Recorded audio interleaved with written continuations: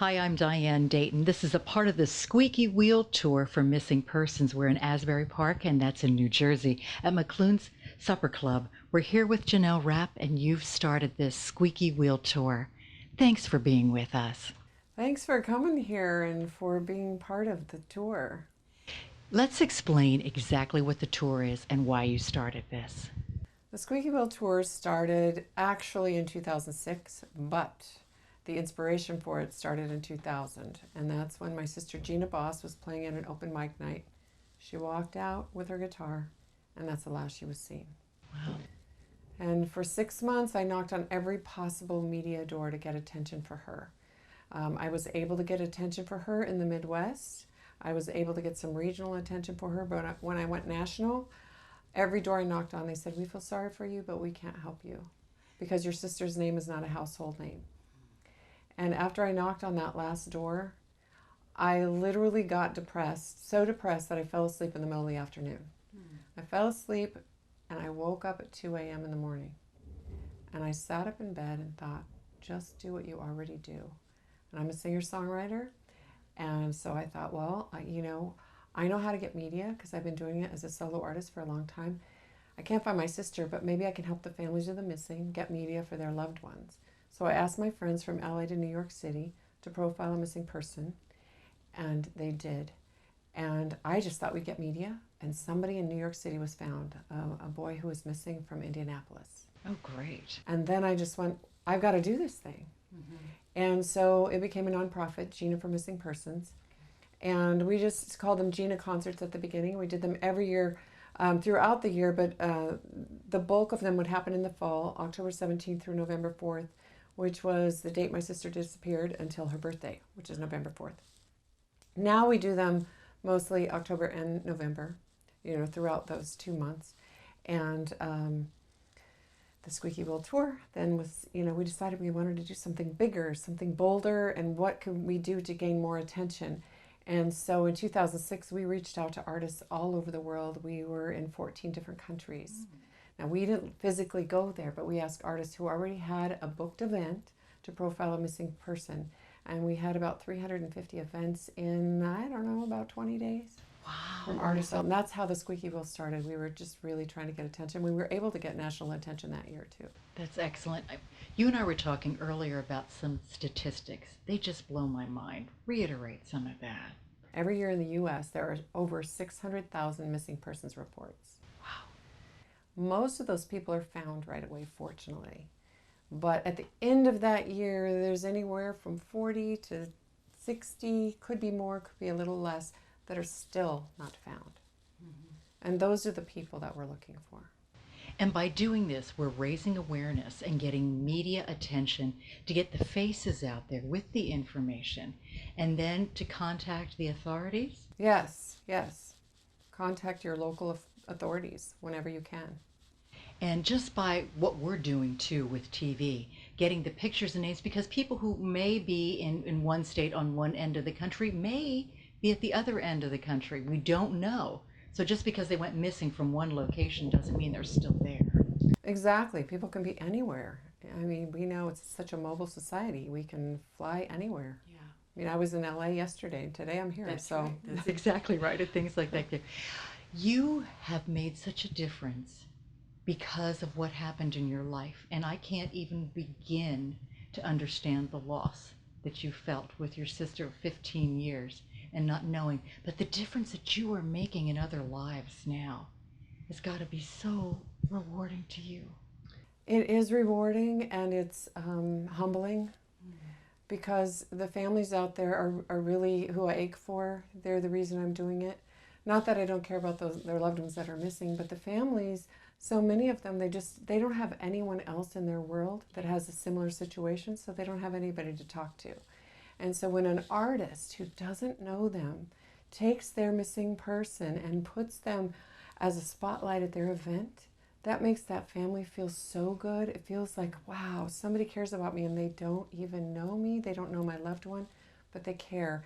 And it's a byproduct of this that I had not anticipated, and that is the artists end up with a lifetime fan there in those families. because, you know, even if it's not their type of music, they don't care. That person cared enough about me, about my loved one, to do something. Yeah. We're going to put the website up on the screen. It's 411gina.org. Right. What are we going to find on there? There's a lot of information. We're going to find a lot of missing people from all over the world. You're going to find tips for the families of the missing. You're going to find our singer-songwriter contest. You're going to find the Squeaky Wheel Tour. You're going to find our concert events. And future and former webcasts are listed on there. We do webcasts as well. So excellent. Yeah. So how can we get involved? How can we help you do what you're doing to make a difference? Well, if you're an artist, or you're a pastor at a church, or you're somebody who can hold sporting events, you own a big arena, and you know, because we've been at arenas, we've been at the Staples Center, they put missing people up on the Jumbotron there in LA. So any place where people gather, if you have any pull there, you could help us by getting the word out. And that's what it's all about too. Donations are good as well. Donations too, right? are great. Financial, because it takes some money to keep all of this going as Yes, well. it does. Yeah, it really does. What else do you want us to know about this that we haven't covered? Well, the other thing that people can do is when they go and look at the missing persons' faces, they can look at the missing people in their state, print out a flyer and post it in their community. Print out multiple flyers, put it on your refrigerator, pray for the family, pray for the person. Yeah. You know, if you're a prayer person, or send love. You know, it all helps. It all makes a difference. It's keeping it out there. Really is keeping it out there. And that's what we want to try to do too. And make these faces more visible to everybody, because you never know when there may be a connection, and we can make a difference just by reaching out and then connecting with the authorities as well. Yes, we can. What closing thought would you like to leave us with before we go out to the concert? I would just like to say that it only takes one flyer and one set of eyes, that right set of eyes seeing that flyer, and it could be your flyer that's posted. It could be your flyer that you share on Facebook. It could be, you know, any way that you want to put it out there. You could be the one that brings somebody home. Yeah, really could. And by the way, I love your outfit. Oh, thank you. This is going to be a great concert tonight. Thank you so much for taking time, Janelle, and thank you for all the work you do. Thank you, and thanks for taking your time to be here, Diane. This is fun. I'm enjoying this. Good. Okay. Thank you so much.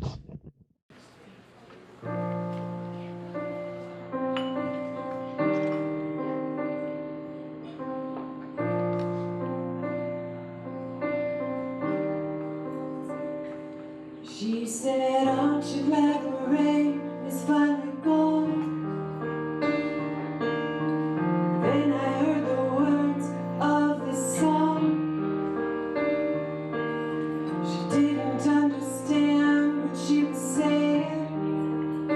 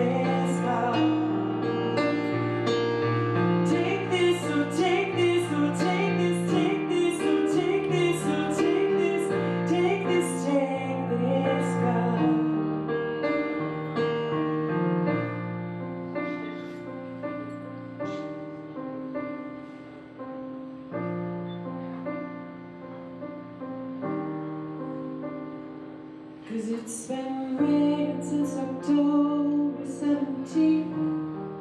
It's been raining since October 17th. It's been raining since October 17th. Oh, and I don't know, I don't know, I don't know. Oh, I don't know, I don't know, I don't know. Oh, I don't know, I don't know, I don't know if you know why.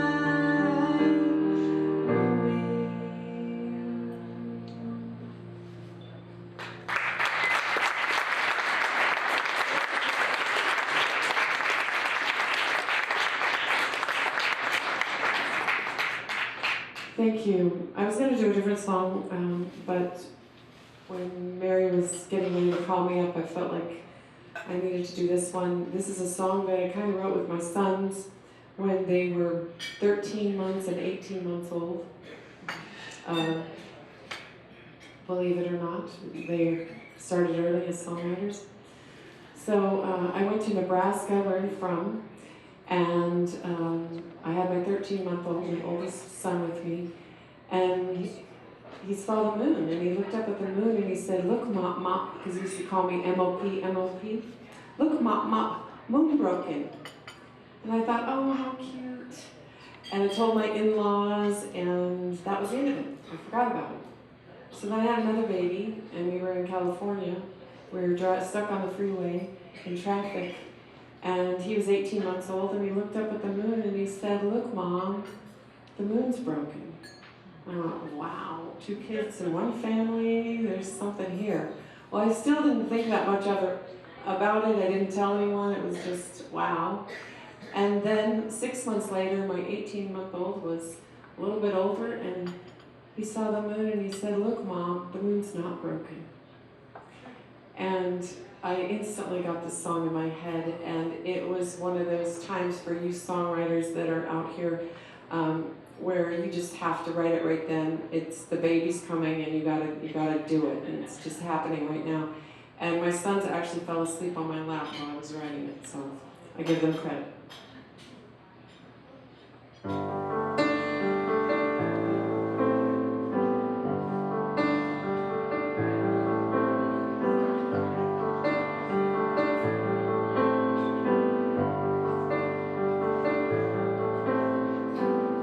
Look, Mom, the moon is broken.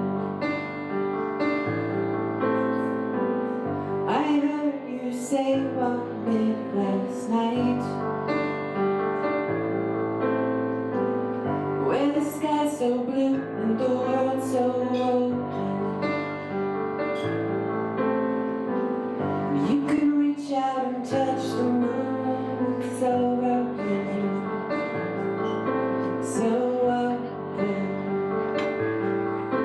But the moon is not broken, and the sky is not gonna fall, and the river's still flowing even though it sometimes grows. Oh, I see lovers and lights, husbands and wives, and if you're listening you can hear my voice call.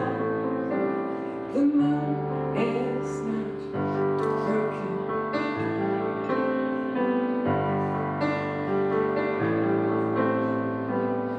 I'm sorry, my heart's been broken,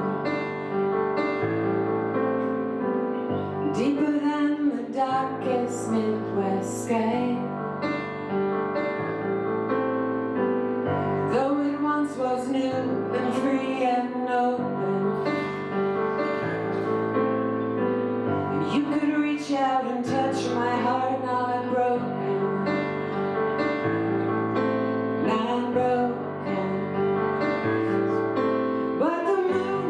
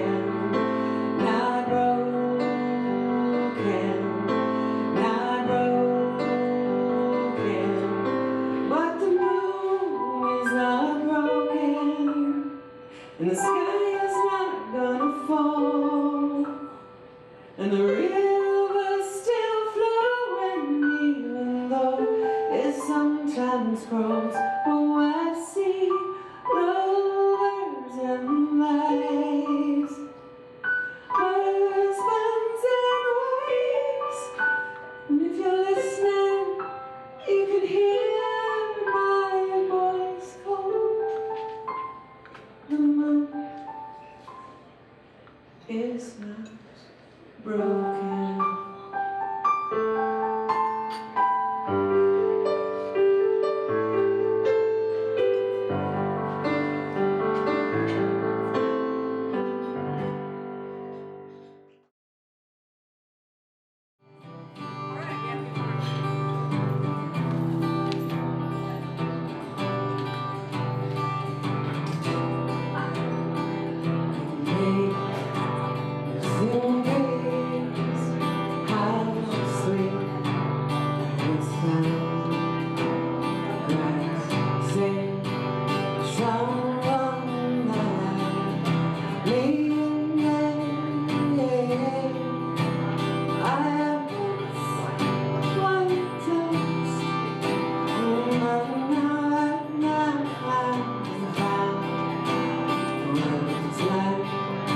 But now I see, now I see, yeah. To the space that try my heart to feel embrace my face believe. I pray just feel that grace that breaks appear in the hour I first, the hour I first believe,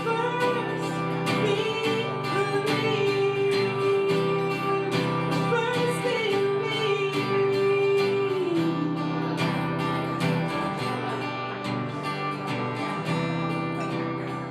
Too many